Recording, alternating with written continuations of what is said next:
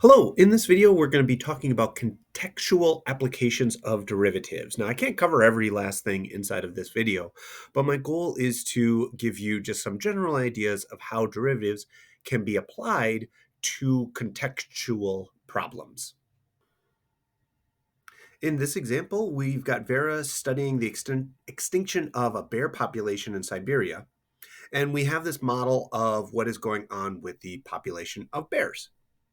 We want to figure out what is the instantaneous rate of change.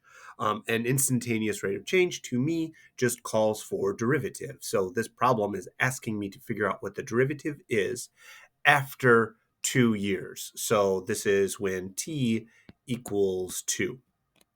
So my first step is to find the derivative of this function that I was given.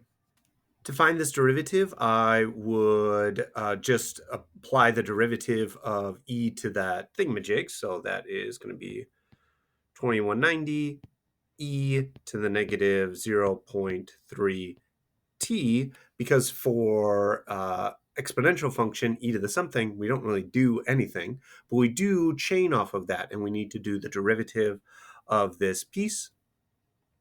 So that'll be multiplied by negative 0.3. But we want to figure out what's going on when 2 years after the start of Vera's studies. So we need to know what b prime of 2 is. So that'll be 2190 e to the negative 0.6 multiplied by that negative 0.3. So now it's just a matter of typing this into our calculator. All right, so I got this typed into my calculator and I got negative 360.569. Once we're done with this, we want to write a statement to explain what we've got. And I've got these two options. You should write one of these two. I think the red one's a little bit better than the green one. So after 2 years, the population of bears is decreasing at a rate of 360.569 bears per year, as opposed to the population of bears is changing at a rate of negative 360.569 bears per year. Note that here I'm including the negative and here I am not. I'm not including the negative here because I'm trying to interpret the meaning of this derivative. Since our rate of change is negative, that's telling us that the bear population is decreasing and they are continuing towards that extinction. Negative showing that decreasing. If we wanted to say, you could also say that it's changing at negative 360, which means the same thing as decreasing at this positive value. Uh, but I think this red one is a more richer way of describing that answer. I've seen both of these accepted as a correct answer. Potentially one or the other is showing up in that multiple choice. So I did want to show you both options. But if you want my opinion, I think it's better to write this black and then the red. In this example, we've got population growth, and we don't know what the equation is, but they did find this out. The slope of the tangent line for the population at time equals 2 is equal to negative 10, and our job is to interpret what that means. So I'm going to just tell you, the answer is A, like done. Mostly I want you to see like why this is the correct answer and what is wrong with these other answers down here. So this is the rate of the population's growth. So this is already a rate of that population. So if we're looking at the slope of the tangent line, that is a rate of a rate.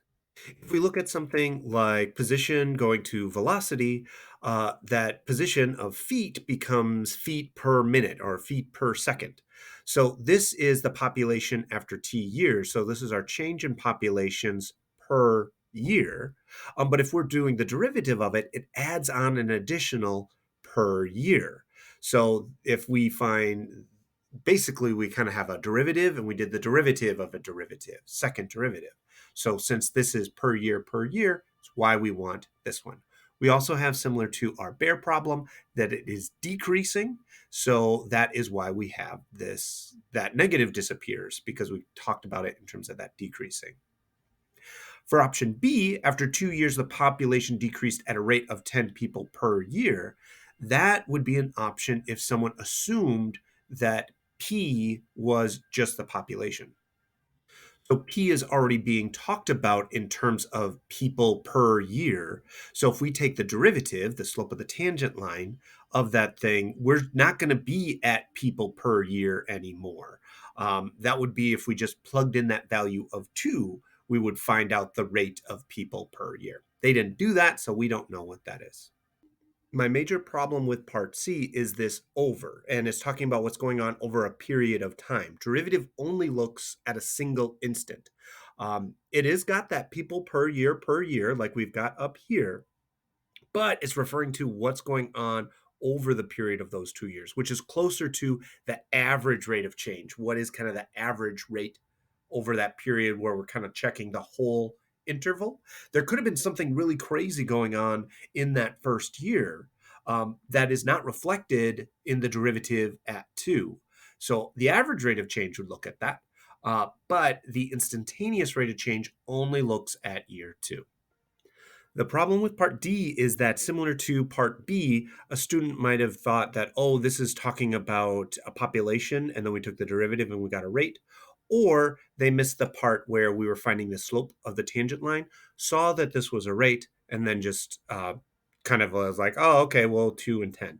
Additionally, this one is missing that incorrect units on the end. So it's actually gone a step backwards from here, where we had 10 people per year. This is just 10 people. If we were given just a population, this is the population of the people in the town, then we could say that there are negative 10 people. Sure hope there aren't negative 10 people in a room in a town. Uh, but this is missing that rate of a rate, which is people per year, up here. People per year per year. That is the end of our video on these contextual applications. Again, I can't cover every last option that there can be for what context you can apply derivatives to, but it's thinking about that, hey, taking the derivative is getting us a rate of change. So if it asks for us for a rate of change of something, we want to find the derivative. Be careful of your units additionally. Derivative is just a thing per thing. But if you are starting getting to the second derivative, we get thing per thing per thing. And these two things are going to be the same thing. So that's it. Thank you for watching. Bye bye.